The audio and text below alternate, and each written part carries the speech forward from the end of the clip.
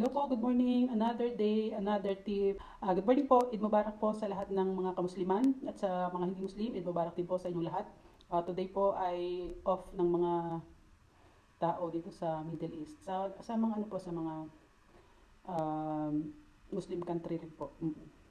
Ayan.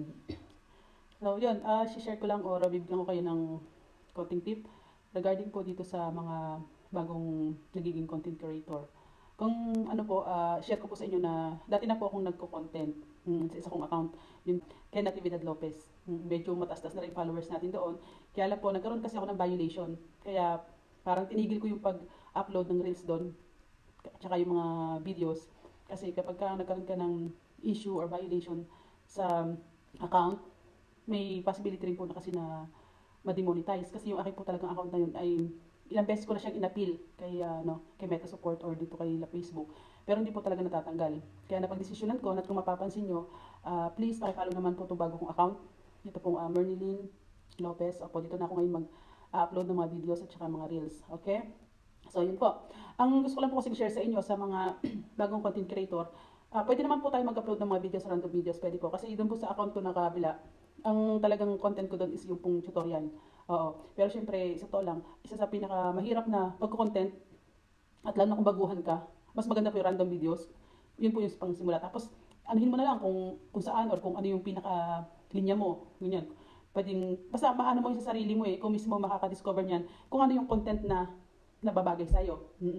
Kasi po yung doon sa kabila ko ng account, yung pagiging tutorial ko, ay medyo talagang pahirapan po yun. Kasi hindi naman po pwede tayong magsalita ng isang bagay na hindi natin alam. Kasi syempre may mga, nandiyan naman talaga, may mga basher talaga dyan. Oo. At saka syempre dapat alam mo kung ano sinasabi mo, kung ano yung para i-share mo sa tao. Kaya yan. Yan. Yun lang po sa mga bagong mag-content creator na gusto mag-content. I mean, basta ano lang po tayo, consistent sa pag-upload ng videos. Tsaka kung may mga kailangan mo na, lalo na pag simula ka pa lang, linisin mo yung accounts mo. Kasi kapag kahit in-monetize na yan, maglalabasan na yan, yung mga unoriginal content, papasok dyan, tsaka yung copyright, especially. Opo. Kaya kung talagang desidido ka na maging content creator, at baguhan ka pa lang, napakaswerte mo, dahil binibigyan ka ng pagkakataon na linisin mo na yung account mo. Oo, yun lang po.